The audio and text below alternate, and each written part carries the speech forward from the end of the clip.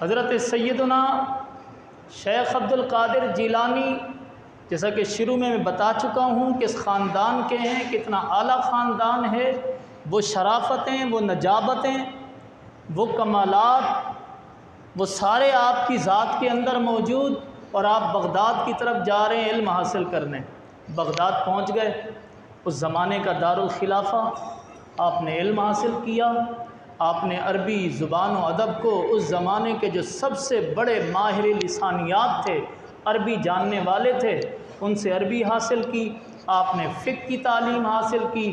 آپ نے تفسیر قرآن پڑھی، آپ نے حدیث پڑھی، آپ نے اپنی باطنی تربیت کے لیے شیخ و مرشد کے ہاتھ پر بیعت کی، آپ نے شریعت کے سارے علوم پڑھے جو اس زمانے میں پڑھائے جاتے تھے، پورے عالم دین بنے، اور پھر آپ نے اپنے دل کو روشن کرنے کے لیے اپنا ایک شیخ، اپنا ایک مرشد بنایا، جو اس زمانے کا دستور ہوتا تھا، اس زمانے کا بھی دستور ہے، لوگ شیخ اور مرشد بناتے ہیں، ولی بناتے ہیں۔ شیخ اور مرشد بنانے کا اصل مقصد یہ ہوتا ہے کہ جو شیخ اور مرشد ہوتا ہے وہ انسان کے دل کو پاک اور صاف کر کے شریعت کے راستے پہ چلاتا رہتا ہے۔ دیکھیں، نماز، روزہ، حج، زکوٰۃ، یہ شریعت کی عبادات ہیں، لیکن ان عبادات کا ایک مقصد بھی ہے۔ نماز کا صرف یہی مقصد نہیں ہے کہ ہم آئے، کھڑے ہوئے، سجدہ کیا اور چلے گئے، اس کی ایک روح بھی ہے، اور وہ روح کیا ہے؟ اخلاص کے ساتھ نماز پڑھی جائے،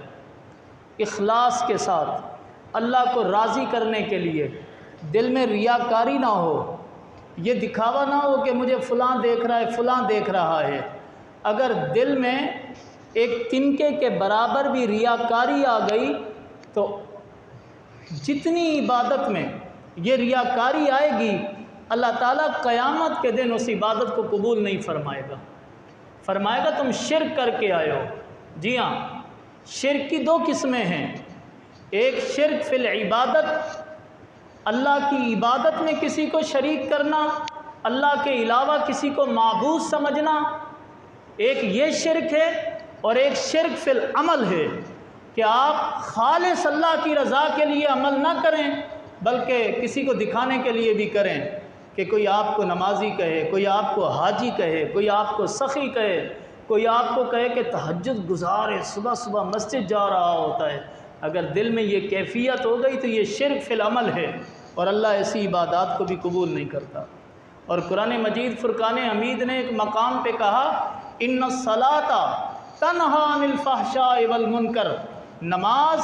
بے حیائی سے اور برے کاموں سے روکتی ہے۔ ایک بندہ نماز بھی پڑھتا ہے، باہر جا کے گالیاں دیتا ہے،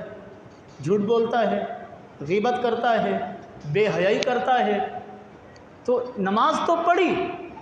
لیکن نماز نے اس کی زندگی پہ اثر کیا ڈالا؟ قرآن تو یہ کہہ رہا ہے کہ نماز بے حیائی سے بھی روک دیتی ہے اور برے کاموں سے بھی روکتی ہے، والمنکر، برے کام، فحشاء، بے حیائی۔ اللہ کے نبی صلی اللہ علیہ وآلہ وسلم نے فرمایا، ایک حدیث پاک ہے، فرمایا کہ من لم تنہا صلاتہ عن الفحشاء والمنکر، جس کی نماز اسے بے حیائی سے نہیں روکتی اور بری باتوں سے نہیں روکتی، اس کی نماز اس کو اللہ کے قریب نہیں، دور کرتی ہے، دور کرتی ہے۔ دیکھیے، نماز کا ایک مقصد ہے، اسی طرح روزے کا ایک مقصد ہے۔ جب اللہ نے روزہ فرض کیا تو اسی آیت میں فرمایا لعلکم تتقون، یہ روزہ اس لیے فرض ہے کہ تاکہ تم پرہیزگار بن جاؤ، متقی بن جاؤ، نیک بن جاؤ، گناہوں کو چھوڑ دو، ہر حالت اور کیفیت میں اللہ سے ڈرنے والے بن جاؤ، یہ روزے کا مقصد بیان کیا ہے۔ اور زکوٰۃ کا مقصد قرآن میں یہ بیان کیا، خذ من اموالہم صدقۃ تطہرہم وتزکیہم، کہ اے اللہ کے نبی آپ ان سے زکوٰۃ کا مال لیں تاکہ زکوٰۃ کا مال دے کر یہ پاک صاف ہو جائیں۔ زکوٰۃ کیوں دیتے ہیں؟ ایک تو اللہ کا حکم ہے کہ پیسوں سے پیسہ نکال کے دے دیا، لیکن اصل مقصد تو یہ ہے کہ آپ کے نفس کی پاکیزگی ہو جائے، آپ کے نفس میں مال کی محبت، دولت کی محبت، پیسے کی محبت اور پیسوں کو کمانے کے لیے حرام کی محبت نہ رہے۔ یہ اصل مقصد ہے پیسہ دینے کا، کہ انسان کماتا ہے اور کما کے اس میں سے کچھ نکالتا ہے تاکہ نفس پاک ہو۔ اللہ کے نبی صلی اللہ علیہ وسلم کی حدیث سے آپ نے فرمایا ایاکم والشح، لوگوں بخل سے بچنا، لوگوں بخل سے بچنا، کنجوسی سے بچنا۔ یہ اللہ کے نبی کی دیکھیں کتنی عظیم نصیحت ہے۔ کنجوسی کرنا بہت آسان ہے، ہر شخص کے نفس میں کنجوسی ہے، اور اللہ کی راہ میں دینا یہ ذرا مشکل ہے، ہو بھی تو بندہ نہیں دیتا۔ تو اس لیے اللہ کے نبی صلی اللہ علیہ وسلم یہ فرما رہے ہیں ایاکم والشح، بخل سے بچنا۔ فرمایا کہ فإن الشح قد أهلك من قبلكم، اس کنجوسی نے تم سے پہلے والے لوگوں کو ہلاک کر ڈالا تھا۔ تم سے پہلے کی جو امتیں ہیں وہ ہلاک ہوئی ہیں اس کنجوسی کی وجہ سے۔ فرمایا کہ وہ کنجوسی کرتے تھے، مال پہ مال جمع کرتے تھے، پھر ایک دوسرے کی عزتوں پہ حملہ کرتے، ایک دوسرے کا خون بہاتے تھے، لڑتے بھیڑتے رہتے تھے۔ آج بھی مال کی وجہ سے لوگ کتنا لڑتے ہیں، پلاٹ کی وجہ سے، زمین کی وجہ سے، جائیداد کی وجہ سے۔ ابا مر گئے، انہوں نے 2-3 مکان چھوڑے، پیچھے 2-3 لڑکے ہیں، 2-3 لڑکیاں ہیں، بہن بھائی آپس میں لڑ رہے ہیں کہ یہ جائیداد کس کی ہوگی، یہ مال کس کا ہوگا۔ عدالتوں تک مقدمات پہنچ جاتے ہیں، شریعت کے مطابق حل نہیں ہوتے، ہر شخص یہ چاہتا ہے وہ سب کچھ ہتھیا لے۔ تو مال دولت کی محبت اور مال دولت کو جمع کرنے کا جذبہ اور حرص انسان کو انسانیت سے نکال کر جانور بنا دیتی ہے، اور جب انسان خرچ کرتا ہے، دیتا ہے، تو یہ مال کی محبت پھر کچھ کم ہو جاتی ہے۔ الغرض حج ہے، حج کا مقصد بھی یہی بتایا وَتَزَوَّدُوا فَإِنَّ خَيْرَ الزَّادِ التَّقْوَىٰ۔ حج کے موقع پہ اللہ نے ارشاد فرمایا کہ جب تم حج کرنے کے لیے جایا کرو تو آج بھی اور اس زمانے میں بھی لوگ کھانے پینے کی چیزیں لے کے جاتے تھے، کیونکہ حج کا سفر بہت دور ہے، خانہ کعبہ بہت دور ہے، اس زمانے میں بہت دن لگتے تھے۔ آج کل بھی لوگ کھانے پینے کی چیزیں لے کے جاتے ہیں کہ وہاں مہنگی ہوتی ہیں، کچھ بچت ہو جائے گی۔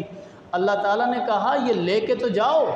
لیکن ایک بات یاد رکھو، سب سے بہترین چیز جو تم لے کے جا رہے ہو وہ تقویٰ ہے، پرہیزگاری ہے، وہ ساتھ لے کے جاؤ۔